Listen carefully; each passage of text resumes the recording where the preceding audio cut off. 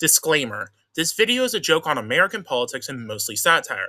All parallels to real life people are only somewhat intentional. Now have fun making fun of our demise and enjoy the video.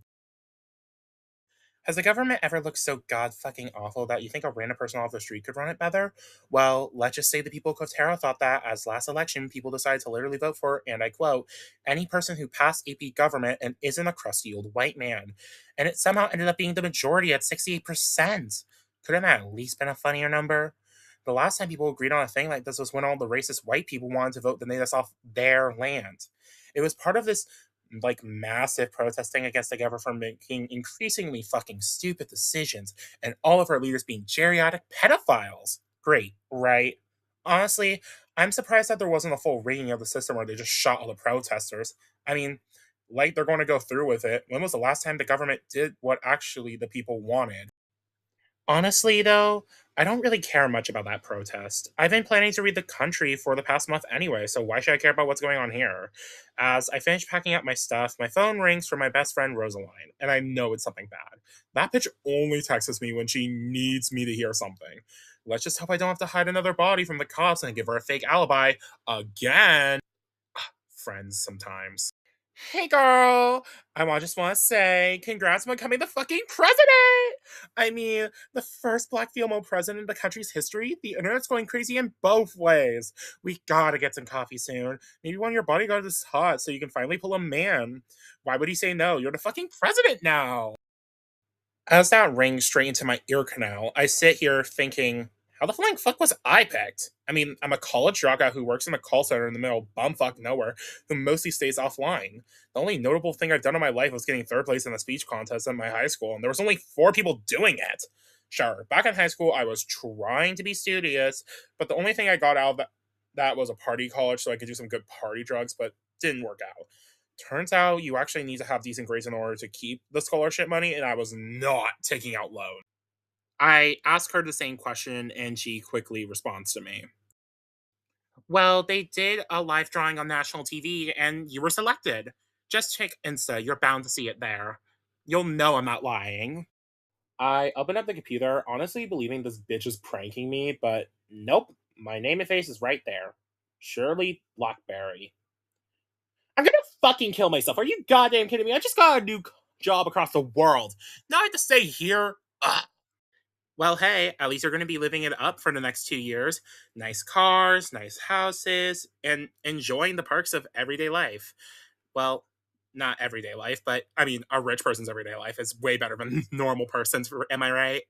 Rosa, you think I can run a country? I can barely run myself. I mean, I can't even do dishes. How do you think I'm going to do taxes or laws or all that stuff? I am way too incompetent for that. You'll be fine, Shirley. Just make some stuff up along the way, say some random crap, and people will love it. I mean, with last presidency, anything's better than that. As I listen to what she said, I look out to the smoky skies of our sponsored demise and the streets that look like a horror flick and think, you know what? There's no way I can make this shithole worse. What's the harm in doing this? God damn, this has moved so fast. One day I was in my crappy apartment ordering DoorDash. Now here having my own private chef in this giant ass mansion. I mean, I couldn't even look around here if I wanted to. It's too big. Told you to enjoy the perks. So, how's official picking going? I know you were talking to me all about that yesterday. So, want to see if you made any progress or are you still stuck? Girl, I'm in fucking hell right now. All these people are the exact fucking same. Homophobic, racist, ugly, annoying, don't believe in basic medicine, so old they were alive when the country started, or all of the above. They gave me this stupid list, and all of them are useless. Ah! Well, why not just go off the list then?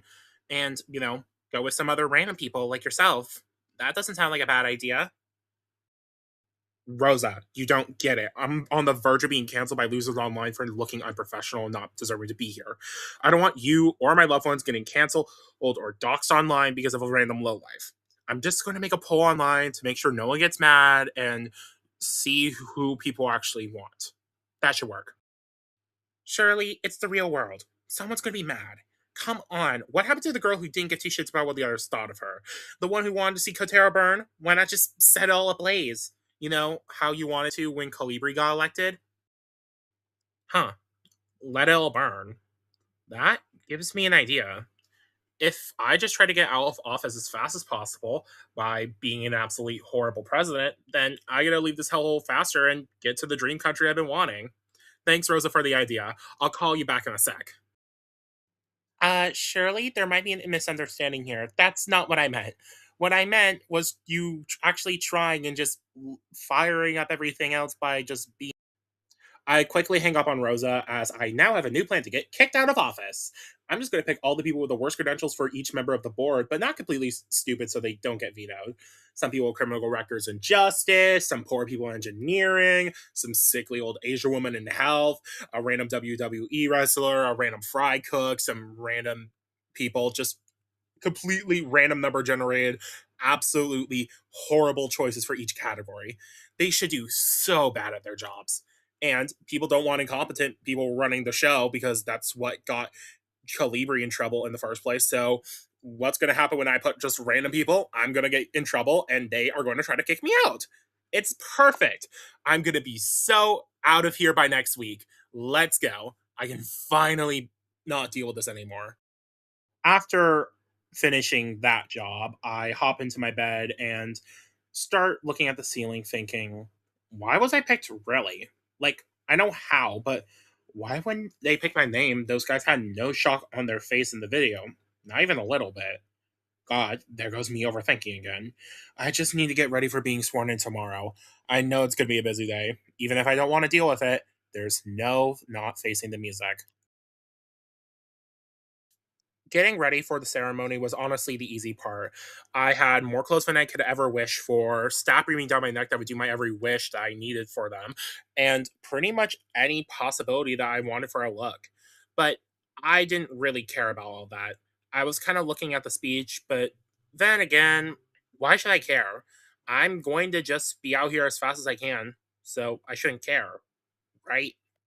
Whatever. I should just get to the limo and, drive over to the Capitol. The limo ride was honestly horrible. You think it'd be nice because of how good the car is and, how many people are in there. So it could be fun, but that driver was a fucking asshole. I mean, who actually says to your passioner, you have nothing to worry about hot stuff. You'll be the best president by a mile, that fat ass. Maybe I'll start paying attention to politics now. Like, what the fuck? Save the gooner talking for Reddit, you fucking moron, and grab a fedora while at it. People these days. Anyway, I get to Kotera's capital, but there's this whole presidential exchange interview I need to do before I get sworn in. It's where the last guy talks to the new guy and gives them advice. I'd had no idea this existed. I'm like 80% sure it's only for old people who have too much time on their hands. And, well, people who care about politics. But that's basically the same thing. I sit down in my plush chair they got set up for us, and the previous president starts to walk in, trying to act as suave and overconfident as possible. He even has a fuck ass name tag labeled President Christopher Calibri. Who the hell is egotistical enough to wear a name tag as a famous person? We know your name, dumbass. The previous president looks me up and down, judgmentally saying, "So, you're the one replacing me? Out of all people?" Yeah, you would be correct. Both a woman and a minority. An absolute nightmare for your administration, right? I mean, you tried so hard to stop our livelihood with your bigotry, bitchiness, and blatant racism ideals, but look what you got, a failed re election. Congratulations. Christopher quickly snaps back at me. That is no way to be talking to a president, young lady, or as a president. Didn't you literally cuss out a 5-year-old during your inauguration speech 2 years ago? I don't think you have room to talk. Also, didn't you also call our only gay president a slur? Huh, interesting. Isn't that much to be talking as a president or to a previous one? I see that old man's face turn beet red from anger, but he can't do anything. Cameras are all on him, and I got 5 bodyguards while he has one, outnumbered. I'm low key mainly doing this to see how pissed I can get him, and it's working pretty well. I see him mouth several insults at me before beginning to speak again. Well, then, let's get things back on track. I'm here to give you some advice as present, as you're going in with no experience, even political experience. So, the biggest of advice I can give is I don't need to take advice from a man who has a 7% approval ranking and caused the protests which got him out of presidency in the first place. He gasped at my comment, stuttering out, you can't please everyone as a leader, and you need to make hard choices. I'm trying to help you here. This job is the hardest and most dangerous in the world. You need to be ready for anything. Hardest and most dangerous job in the world, huh? Was it really that hard for you when you had to watch people die? When you were the one who sent them out to war for no good reason, just declaring it as a national emergency? Really? Not the soldiers' lives. Your life is hard. I see him open his mouth, but nothing comes out. I mean, how do you respond to that? So I decide to keep going. What? Surprised someone finally is calling you out like you call out others? Well, you shouldn't be, dude. The whole world hates you. Half your population despises you. 68% of the country decided to vote for literally anyone else. Get a wake up call. Go to the nursing home, you fucking dementia patient. You know what? You clearly don't want to take any of my advice, so I'll just take my leave. It was a displeasure meeting you, Shirley, and good luck leading a country with that attitude of yours. You're going to need it. Christopher states that before storming off like a toddler. He even walks like one, too. Good riddance. I felt like I was going to catch a disease from being around him too long. Well, at least the interview went better than I thought. I could hear the cameraman laughing for most of it. Now, just in time for the swearing in ceremony. Let's see how this goes. Walking out those doors and onto the carpet was so polarizing. On one hand, there were cheers, camera flashes, people surrounding me, and signs of my face plastered on. But on the other hand, it felt like there was millions of others booing, calling me slurs, and even a guy who came up to the carpet and nabbed the picture under my skirt. I wanted to beat his ass, but one of the bodyguards took him away before that could happen. What a shame. I could have punted that man into the sun. I get to the end of the carpet, though, and the officiant starts speaking into the crowd. The guy starts speaking and it goes on and on about the history of Kotara and how there's never been a black female president before and all that stuff. Like, come on, dude. We already know this. He keeps yapping and yapping and yapping. And at that point, I was just like, you know what? Fuck him. I push him off the stand and begin my actual speech. Yeah, we've done this 1,000 times before. Let me just take the stage. So, to all of those people who hated the last guy, trust me, I'll be nothing like him. Get ready because we're actually going to have some fun around here for once. I promise some big changes are coming. I swear on the Blackberry name, I'll bring something you've never seen before. Glory to Kotera's Confederacy. Honestly, I expected people to laugh at that intentionally cringe speech that I made in 30 seconds, but instead, I was met with cheers. A massive uproar, louder than a group of dads seeing their favorite sports team, whatever fucking championship they're watching, that I wouldn't even listen to as a child. Are people so done with the past that they're willing to share anything? Looks like it's going to be harder to get out of this presidency than I thought it would be. Hello there. I'm just here to say thank you for watching. I know this video is a little weird and my upload schedule has been a little whack because I had to take a break for this video because it took forever. But I hope you enjoyed this anyway. If you want to check out my other content, just click around on the screen. I don't know where the heck I'm placing it. But also like, comment, subscribe, whatever YouTubers say. Also the hype button apparently that exists now. And I hope you enjoy future series. Have a good night.